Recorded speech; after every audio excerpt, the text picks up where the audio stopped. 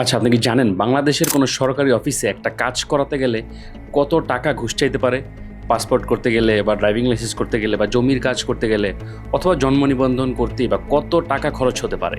সমস্যা হলো আমরা জানি ঘুষ দিতে হয়, কিন্তু কোথায় কত দিতে হয় তার কোনো পাবলিক হিসাব নেই। আর এই জায়গাটাতে নতুন একটা উদ্যোগ বেশ আলোচনার জন্ম দিয়েছে, সেটা হচ্ছে ঘুষ সাইট।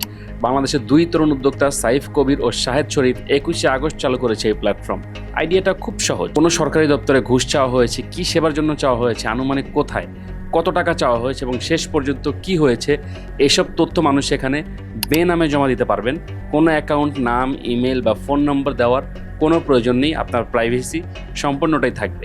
আর সবচেয়ে গুরুত্বপূর্ণ বিষয় হলো কোনো নির্দিষ্ট কর্মকর্তা বা ব্যক্তির নামও আপনি প্রকাশ করতে পারবেন না। অর্থাৎ পার্সোনাল অ্যাটাক করার কোনো সুযোগ এখানে নাই। কারণ ঘুষ সাইটের উদ্দেশ্য কাউকে দোষী সাব্যস্ত করা বা বিতর্কিত করা না। তাদের লক্ষ্য হলো ছোট ছোট বিচ্ছিন্ন অভিযোগকে এক জায়গায় জমা করে একটা বড় প্যাটার্ন খুঁজে বের করা আসলে। আর শুরুতেই যে পরিমাণ তথ্য এসেছে সেটা আশ্চর্যজনক।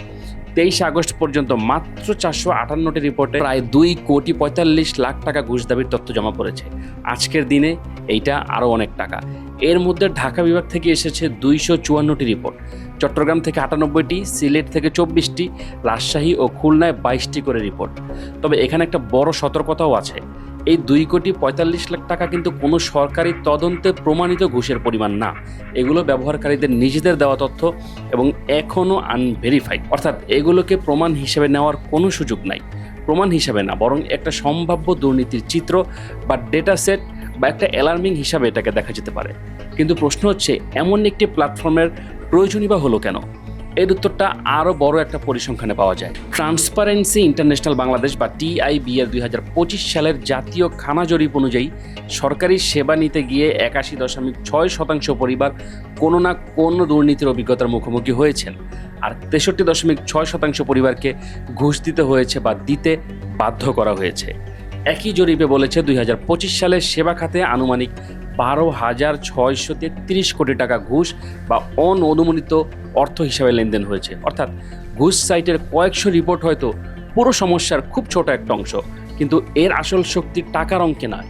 ধরুন একজন অভিযোগ করলেন একটি লাইসেন্সের জন্য তাকে 10,000 টাকা দিতে হয়েছে।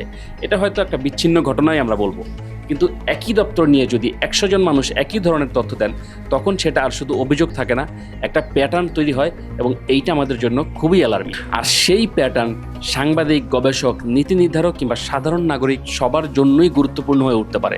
তবে একটা বিষয় মনে রাখতে হবে, ঘুষ সাইট কোনো দুর্নীতি দমন কমিশন না, আদালতও না, আইনও না, কোর্টও না। এখানে থাকা তথ্যকে চূড়ান্ত তথ্য হিসাবে দেখার কোনো সুযোগ নেই। তবে এখানে থাকা তথ্যগুলো যাচাই করার মতো একটা প্রাথমিক তথ্য ভাণ্ডার হিসাবে দেখা উচিত।